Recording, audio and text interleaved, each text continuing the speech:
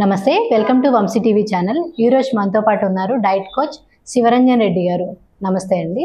నమస్తే. ప్రజెంట్ ఎక్కువగా అమ్మాయిలు కానీ అంటే ఈ టీనేజ్లో ఉన్న వాళ్ళు ఎక్కడ చూసినా పానీపూరి బండి దగ్గర ఎక్కువ కనబడుతున్నారు సార్. అంటే ఈ పానీపూరి తినడం అనేది వాళ్ళకు ఒక హ్యాబిట్ లాగా రెగ్యులర్గా ఈవినింగ్ అయిందా, సో ఈ టైం అయిందా మనకి ఆ మైండ్ అక్కడికి వెళ్ళిపోతుంది అనమాట.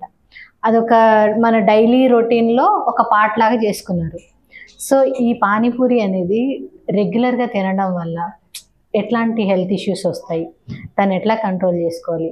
ఈ మధ్య కొన్ని స్టేట్స్లో ఈ పానీపూరిని బ్యాన్ చేశారు అనేసి విన్నాము. సో దీనివల్ల ఎట్లాంటి హెల్త్ ఇష్యూస్ వస్తుంటాయి మేజర్గా అమ్మాయిలకి? ఎస్. సో మనకు ఒక సేయింగ్ ఉంటుంది తెలుగులో, ఏంటంటే అతి సర్వత్ర వర్జయత్ అని. సో ఏది అయినా సరే అతి పనికిరాదు. అంటే ఇప్పుడు అది అఫ్కోర్స్ పానీపూరి తినొచ్చు, చాక్లెట్ తినొచ్చు, స్వీట్ తినొచ్చు, బిస్కెట్ తినొచ్చు, అన్నీ తినొచ్చు. అదేంటి అని అంటే అకేషనల్గా తింటే పర్వాలేదు. ఇప్పుడు వాళ్ళు క్లాసెస్లో ఉండి మార్నింగ్ నుంచి ఈవినింగ్ వరకు ఉండి, సో మధ్యాహ్నం ఫుడ్ అనేది సరిగా తినక ఈవినింగ్ ఆకలి వేసిన టైంకి కరెక్ట్గా న్యూట్రిషనల్ వాల్యూస్ ఏమాత్రం లేని ఒక పానీపూరి వాళ్ళు తినేస్తారు. అక్కడ టేస్టీ బర్డ్స్ ఫిల్ చేసుకోవడం కోసం, ఫిల్లింగ్ ద స్టమక్, మంచి స్టమక్ నిండా తింటారు. సో ఇప్పుడు దాంట్లో ఏమవుతుంది, దాంట్లో వాళ్ళు కెమికల్స్ అనేవి యాడ్ చేస్తారు, అంటే టేస్ట్ కోసం, అంటే ఫుడ్ కలర్స్ యాడ్ చేస్తారు. ఓకే, దెన్ అగైన్ హైజీనిక్ ఉండదు, శుభ్రత అనేది ఉండదు. సో చాలామంది చేతులతోటి కలిపేస్తూ ఉంటారు, హైజీనిక్ ఉండదు. సో ఇలా అంటే ఇక్కడ ఏ వాటర్ వాడతారో మనకు తెలియదు. ఓకే, సో ఫుడ్ కలర్స్ వాడటము, దాని కెమికల్స్ వాడటము, విపరీతంగా మసాలాలు వాడటము, ఎక్కువగా సాల్టీగా ఉండటము, ఎక్కువగా పుల్లగా ఉండటము. సో ఇవన్నీ ఏంటి అంటే ఎలాంటి న్యూట్రిషన్ వాల్యూస్ లేని టైంలో, అంటే ఆకలి వేసిన టైంలో ఎలాంటి న్యూట్రిషన్ వాల్యూస్ లేని ఈ పానీపూరి తినటం అనేది ఒక దినచర్య అయిపోయింది చాలా మందికి. సో దానివల్ల ఏమవుతుంది, మనం చూస్తుంటాం గ్యాస్ట్రిక్ ఇష్యూస్ రావటము, స్టమక్ పెయిన్ రావటము, హాస్పిటల్కి వెళ్తారు, టెస్టులు చేస్తారు, ఏం లేదని అంటారు. డాక్టర్స్ ఏమంటారు, ఏం లేదండి మంచిగా ఉందంతా, సో ఈ ట్యాబ్లెట్స్ వాడండి అని చెప్పేసి కొన్ని రోజులు ట్యాబ్లెట్ వాడతారు. మళ్ళీ ట్యాబ్లెట్ వాడి మళ్ళీ కొన్ని రోజుల తర్వాత ఏమవుతుంది అంటే మళ్ళీ స్టార్ట్ అవుతుంటుంది పెయిన్. ఎందుకు వస్తుంది అంటే బేసిక్గా మన ఆహారపు అలవాట్లు చూస్తే తెలిసిపోతుంది. అంటే మనం ప్రతిదానికి హాస్పిటల్ వైపు పరిగెడతాం కదా, అది అటువైపు ముందు చూడటం కాదు, ఒకసారి వెనక్కి తిరిగి చూసుకుంటే చాలు. అంటే నేను రోజు నా లైఫ్ స్టైల్ ఎలా ఉంది, ఓకే ప్రతిరోజు నేను వారంలో, అంటే ఈవెన్ నేను ఒక మాట చెప్తూ ఉంటాను. సో మీరు ఒక రెగ్యులర్గా ఆన్లైన్లో ఫుడ్ ఆర్డర్ పెడుతుంటారు కదా, స్విగ్గీనో జొమాటోనో. సో మీరు ఒక మంత్లీ చార్ట్ తీయండి, ఎన్నిసార్లు ఆర్డర్ పెడుతున్నారు. ఓకే, ఇది ఒకటి. అండ్ ఆర్డర్ పెట్టేది ఒకటి. రెండోది మనం బయటకు వెళ్ళినప్పుడు తినేసి వస్తాం. 1 monthలో ఎన్నిసార్లు మనము ఆన్లైన్లో ఆర్డర్ పెట్టుకుంటున్నాము, ఎన్నిసార్లు బయట తింటున్నాం, ఒక టిక్ చేసేసేయండి. టోటల్గా మనము ఒక 30 daysలో ఒక 90 times ఫుడ్ టైం తినాలి అనుకుంటే దాంట్లో ఎన్నిసార్లు, మెజారిటీ ఆఫ్ ద టైమ్స్ ఎక్కడ ఉంటుంది, తినొచ్చు, బయట తినాలి సరదాగా, ఓకే తినొచ్చు. అది మంత్లీ ఇప్పుడు ఒక 1 or 2 times అంటే దట్స్ ఓకే. బట్ మనం ఇప్పుడు ఏం చేస్తున్నాం, ఎక్కువ సార్లు దీంట్లో బయటకి ఫుడ్కి ఎక్కువ తినేస్తున్నాం కాబట్టి ఆబ్వియస్గా అది మన బాడీని ఎఫెక్ట్ చేస్తుంది. ఎందుకు అని అంటే టేస్ట్ కోసం వాళ్ళు అవి కలర్స్ యాడ్ చేస్తారు. ఓకే, అది మనం ఒకరోజు తిన్నాం అనుకోండి, అది పెద్దగా ఎఫెక్ట్ అవ్వదు. పెద్దగా ఎఫెక్ట్ ఎందుకు అవ్వదు అని అంటే మన హెల్త్ అనేది మర్రి చెట్టులో ఉందనుకోండి, ఓకే మన అనారోగ్యకరమైన ఫుడ్ మనం తీసుకున్నప్పుడు అది చిన్న చెట్టు లాంటిది. అంటే మర్రి చెట్టు కింద పెరిగే చెట్టు లాంటిది అనారోగ్యం, అట్లా ఉండాలి. అనారోగ్యమైన ఫుడ్ అది కూడా ఒక్కసారి తిన్నా సరే అది అనారోగ్యకరమైన ఫుడ్డే, బట్ అది మర్రి చెట్టు కింద పెరిగే చెట్టు లాంటిది. అంటే మర్రి చెట్టు కింద చెట్టు పెరగదు. ఓకే, ఎందుకనంటే ఆల్రెడీ మనం హెల్తీగా ఉన్నాం. మర్రి చెట్టు లాంటి అంత విస్తారమైన హెల్తీనెస్ మనకు ఆడుంది అనుకోండి, మంత్లీ 1-2 సార్లు తింటే అది మనం పెద్దగా ఎఫెక్ట్ చేయదు. మనకు ఆల్రెడీ బాడీ ఉంది, కెపాసిటీ ఉంది, దాని నుంచి ఓవర్కమ్ చేసుకోగలుగుతుంది కాబట్టి. బట్ మనం ఏం చేస్తున్నాం, రెగ్యులర్గా అలాంటి ఫుడ్ తినటం ద్వారా ఏంటంటే మన ఇమ్యూనిటీ వీక్ అవుతుంది. అండ్ ఇప్పుడు మన అనారోగ్యం ఎలా అవుతుందంటే అనారోగ్యమే మర్రి చెట్టు లాగైంది. సో ఇప్పుడు మర్రి చెట్టు లాగా అయిపోయి ఎప్పుడో ఒకసారి తినేటటువంటి మన హెల్తీ ఫుడ్ ఏదైనా తీసుకున్నా సరే అదంత బాడీకి హెల్ప్ చేయట్లేదు. సో ఇవన్నీ ఏంటంటే మనము రోజులో ఎలాంటి రకమైన ఫుడ్ ఎక్కువగా తీసుకుంటున్నాము అనేది మనం అర్థం చేసుకోగలిగితే, సో అమ్మాయిలకు వచ్చే ఇష్యూస్, సో అబ్బాయిలకు వచ్చే ఇష్యూస్, ఈవెన్ ఇప్పుడు మనం చూసేది అమ్మాయిలకేమో పీసీఓడి ఇష్యూస్ చూస్తున్నాం, ఈవెన్ మెయిల్ ఇన్ఫెర్టిలిటీ ఛాలెంజెస్ కూడా చూస్తున్నాం. ఎందుకంటే వాళ్ళు బాయ్స్గా ఉండే చిన్నప్పటి నుంచి ఏ రకమైన ఫుడ్ తింటూ ఉంటారు. సో ఇవన్నిటిని అవి బ్యాలెన్స్ చేసుకుంటుంది. సో ఈవెన్ పానీపూరి గురించి మీరు అంటున్నారు, పానీపూరి ఒకటే కాదు, ఈవెన్ నూడిల్స్ అంటే fried rice, fried items, so ఇవన్నీ కలర్స్ యాడ్ చేస్తూ ఉంటారు. అంటే కంటికి అందంగా కనిపించాలి కదా. సో కంటికి అందంగా అంటే పంటికి నచ్చే ఫుడ్ కాకుండా కంటికి ఇంపుగా ఉన్న ఫుడ్ని, నాలుకకు టేస్టీగా ఉన్న ఫుడ్ని మనం ఇష్టపడుతున్నాం. సో అందుకే అది చూడగానే మనకు తినాలనిపిస్తుంది. సో ఆబ్వియస్గా మనం అక్కడికి వెళ్తాం, తినేస్తాం. అంటే రోడ్ మీద క్రాస్ చేస్తుంటే కూడా మనకి ఫాస్ట్ ఫుడ్స్ కానీ ఏదైనా కొంచెం స్మెల్ వస్తే అట్లా లాగేస్తుంది అంతే కదా. మనం దానికి అలవాటు పడిపోయాం కదా. సో అంటే ఇప్పుడు ఎలా ఉంటుందంటే డబ్బులు ఇచ్చి అనారోగ్యాన్ని కొనుక్కుంటున్నాం. ఓకే, డబ్బులు ఇచ్చి అనారోగ్యాన్ని కొనుక్కుంటాం, తర్వాత హాస్పిటల్కి వెళ్ళి ఆరోగ్యాన్ని కొనుక్కోవాలనుకుంటాం. బట్ అది పాసిబుల్ అవ్వదు. డాక్టర్స్ కూడా ఏం చెప్తారు, చక్కగా ఇది తినండి అమ్మ, అది తినండి, బయట ఫుడ్ తగ్గించండి అని అంటారు. కొన్ని మెడిసిన్స్ రాసిస్తారు. మెడిసిన్ రాయగానే డాక్టర్ వీటి వల్ల సైడ్ ఎఫెక్ట్స్ ఉంటాయా?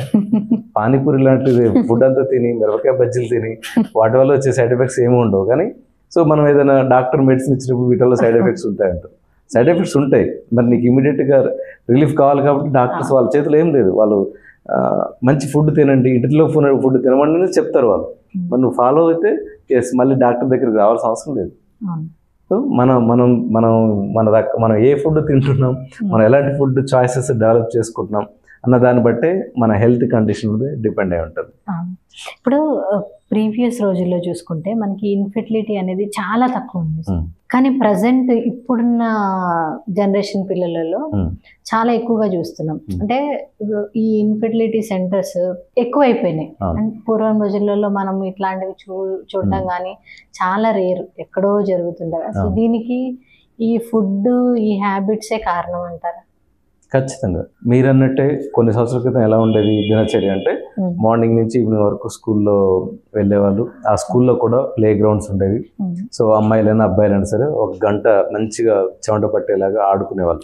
కబడ్డీనో, ఖోఖోనో, వాళ్ళకి ఇష్టం వచ్చిన గేమ్ ఏదో ఒకటి ఫిజికల్ యాక్టివిటీ అయితే ఉండేవి. మళ్ళీ ఇంటికి వచ్చి కాసేపు తిని ఇంట్లో హోంవర్క్ ఉంటే చేసుకొని, అయితే హోంవర్క్ చేయకపోయినా మళ్ళీ ఆటలు ఆడుకునేవాళ్ళు. ట్యూషన్స్ లేవు కదా, సో స్టడీ సెంటర్స్ లేవు కదా, 9 గంటల చదువుకోవాలనే కాంపిటీషన్ లేదు కదా. సో ఇంటికి వచ్చి మళ్ళీ ఆడుకునేవాళ్ళు, తినేవాళ్ళు, ఆడుకునేవాళ్ళు. ఆడుకోవటంలో ఫిజికల్ యాక్టివిటీ లేదు. ఒక పూర్ ఫ్యామిలీ ఉంది, వాళ్ళకు ఆడుకోవడానికి అమ్మాయికి అవకాశం లేదు. బట్ ఆ అమ్మాయి ఏం చేస్తుంది, పని చేయాలి. అంటే పని చేయడం కూడా మళ్ళీ ఫిజికల్ యాక్టివిటీ. సో అలా ఏ రకంగా చూసుకున్నా అప్పటి రోజుల్లో వాళ్ళకి యాక్టివిటీ అనేది ఉండదు. ఆ యాక్టివిటీ ద్వారా ఏంటి, మనం ఏం తిన్నా సరే అది డైజెస్ట్ అయిపోతుంది, ఆ ఫుడ్ అనేది డైజెస్ట్ అయిపోతుంది, బాడీ రెసిస్టెన్స్ పవర్ అనేది ఎక్కువ అవుతుంది, ఏ ఇష్యూ కూడా దరిచేయదు. ఓకే, సో దానివల్ల అప్పుడున్న అమ్మాయిలకు కానీ అబ్బాయిలకు కానీ, అండ్ ఎస్పెషల్లీ మీరు పీసీఓడి గురించి అడిగారు కాబట్టి, ఎస్ అప్పుడున్న అమ్మాయిలకి పీసీఓడి ఎందుకు లేదంటే యాక్టివిటీ ఉండేది. ఓకే, దాంతోపాటు ఇంట్లో వండిన ఫుడ్ మాత్రమే ఉండేది, ఇంట్లో వండిన ఫుడ్ మాత్రమే తినేవాళ్ళు, బయట ఫుడ్ అనేది లేదు. అంటే మనము ఇప్పుడు ఇన్ని రకాల ఐటమ్స్, బేకరీ ఐటమ్స్ ఇవన్నీ చూస్తున్నాం కదా. ఒక 20-30 years బ్యాక్ ఇన్ని రకాల ఐటమ్స్ ఎక్కడి నుంచి ఉన్నాయండి? అసలు ఆ పేరు మనం ఇంట్లో చేసుకొని తినాల్సింది. ఎస్, లేదు అంటే ఏ పెళ్లిలో, ఫంక్షన్ లో. ఎస్, ఇప్పుడు ఎవరైనా బామ్మగారిని అడగండి, ఓకే ఫ్రెంచ్ ఫ్రైస్ అంటే వాళ్ళకి తెలుస్తుందా, బర్గర్ అంటే వాళ్ళకి తెలుస్తుందా? వాళ్ళకి తెలిసిన బర్గర్ ఒకటి, రొట్టె అని అంటారు. ఓకే, ఒక బన్ను లాంటివి ఉంటాయి కదా. సో అప్పుడు అవి తినేవాళ్ళు, అప్పుడప్పుడు జ్వరం వచ్చినప్పుడు ఇప్పుడు తినేవాళ్ళు అంతే. సో అది తప్ప ఎప్పుడు కూడా ఇంట్లో ఫుడ్ తింటూ, ఇంట్లో ఫిజికల్ యాక్టివిటీ చేస్తూ, ఇంకోటి ఏంటంటే ఎలాంటి స్ట్రెస్ లేదు. ఓకే, అటు టీచర్స్ నుంచి స్ట్రెస్, లేకపోతే పేరెంట్స్ నుంచి స్ట్రెస్, ఇన్ని మార్కులు రావాలి, అన్ని మార్కులు రావాలి, అటువైపు నుంచి కూడా పిల్లలకు స్ట్రెస్ లేదు. ఇప్పుడు దానివల్ల కూడా స్ట్రెస్ వస్తుంది కదా. సో అంటే నిందా చెప్పాను కదా, స్ట్రెస్ ఉన్న, ఫుడ్ హ్యాబిట్స్ సరైన మంచి న్యూట్రిషన్ బేస్డ్ ఉన్న ఫుడ్ తినకపోయినా, ఫిజికల్ యాక్టివిటీ లేకపోయినా, సో వీటన్నిటి ద్వారా కూడా మనకు పీసీఓడి ఇష్యూ అనేది రావడం జరుగుతుంది. అండ్ ఇవాళ పీసీఓడి ఇష్యూ అయితే ఎవరితో ఇప్పుడు ఫేస్ చేస్తున్నాను అనుకోండి, అదే అమ్మాయికి రేపు మ్యారేజ్ అయిన తర్వాత, వాళ్ళకి మ్యారేజ్ అయిన తర్వాత ఇన్ఫెర్టిలిటీ ఇష్యూ అనేది స్టార్ట్ అవుతుంది. ఎందుకంటే ఆబ్వియస్గా ఇప్పుడున్న ఛాలెంజెస్ అప్పుడు ఇంకా పెరిగిపోతూ ఉంటాయి. ఎగ్ ఫార్మేషన్ సరిగా అవ్వదు వాళ్ళకి. సో మళ్ళీ హాస్పిటల్ చుట్టూ తిరగాలి, డబ్బులు ఖర్చు పెట్టాలి. సో దెన్ ఈవెన్ చాలా ఇప్పుడు ఐవీఎఫ్ సెంటర్స్ ఇవన్నీ ఉన్నాయి. ఎందుకంటే ఎస్, ప్రతి సమస్యకి ఒక పరిష్కారం అన్నట్టుగా ఐవీఎఫ్ సెంటర్స్ చాలా మందికి యూజ్ అవుతున్నాయి కూడా. బట్ ఎస్ ఎంతమంది వాటిని బేర్ చేయగలుగుతారు, ఎంతమంది వాటిని సక్సెస్ రేట్ కూడా తక్కువ ఉంటుంది కాబట్టి అంటే కాస్ట్లీ కూడా ఉంటుంది, చాలా ఉంటుంది. అండ్ సక్సెస్ రేట్ అంటే కొన్ని సెషన్స్ జరగాలి, అంటే అది ఇంకా డిపెండ్ ఆన్ వాళ్ళ బాడీ టైప్ బట్టి వాళ్ళ హెల్త్ ఇష్యూ. ఇంకోటి ఏంటంటే చాలా డ్యామేజ్ అయిన తర్వాత వెళ్ళారనుకోండి, వాళ్ళు ఐవీఎఫ్ సెంటర్స్ మాత్రం ఏం హెల్ప్ చేయగలుగుతాయి. సో అలా ఆ కండిషన్ కూడా ఉంటుంది. కాబట్టి వీటన్నిటికంటే ఇవన్నిటి దూరం పెట్టి బేసిక్గా లైఫ్ స్టైల్, అంటే మన లైఫ్ స్టైల్ ఏమేమైతే ఉండాలో వాటిని అన్నిటిని మిస్ చేసుకోకుండా ఉండటం. అంటే అది మంచి ఫుడ్ ఉండాలి, మంచి ఎన్విరాన్మెంట్ ఉండాలి, ఆహ్లాదకరమైన వాతావరణం ఉండాలి. అంటే ఇంట్లో అందరు కలిసి భోజనం చేసుకునే ఉండాలి. టీవీ చూస్తూ భోజనం చేయడం కాకుండా అందరు కలిసి కూర్చొని కబుర్లు చెప్తూ భోజనం చేస్తూ ఏంటి ఇలా మార్కులు రావాలి అలా మార్కులు రావాలని కాకుండా ఎలా ఉన్నా సరే అన్కండిషనల్గా పిల్లల్ని ప్రేమించడం. ఓకే, ఎలాంటి స్ట్రెస్ అనేది పెట్టకుండా ఉండటం.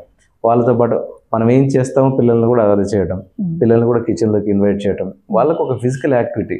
పిల్లలు మనం డిస్టర్బ్ చేయకూడదని చెప్పేసి ఏం చేస్తున్నారు, వాళ్ళకి మొబైల్ ఇచ్చేస్తున్నారు. సో ఆ మొబైల్ ద్వారా ఏమవుతుంది, వాళ్ళు ఫిజికల్ యాక్టివిటీకి దూరం అవుతున్నారు. అండ్ మొబైల్ చూస్తుంటే మొబైల్లో వచ్చేటటువంటి అడ్వర్టైజ్మెంట్లో ఉన్న ఫుడ్ తినాలనిపిస్తుంది, అట్రాక్ట్ చేస్తూ ఉంటుంది. మళ్ళీ ఒక చిన్న విషయం కోసం చేసే మన పని అన్ని రకాలుగా అమ్మాయిలను కానీ అబ్బాయిలు కానీ డ్యామేజ్ చేస్తూ ఉంటుంది. ఈ పానీపూరి, ఫాస్ట్ ఫుడ్స్ ఇట్లాంటి బయట ఫుడ్స్ తినడం వల్ల ఎలాంటి అనారోగ్యాలు వస్తాయి, దానివల్ల ఎలాంటి సైడ్ ఎఫెక్ట్స్ వస్తాయి అనేది మీరు క్లియర్గా ఎక్స్ప్లెయిన్ చేశారు మా కోసం. అంటే ఈ వీడియో చూసిన తర్వాత ఎంతో కొంతమంది రియలైజ్ అవుతారు అని అనుకుంటున్నాను. Thank you sir. Thank you అండి.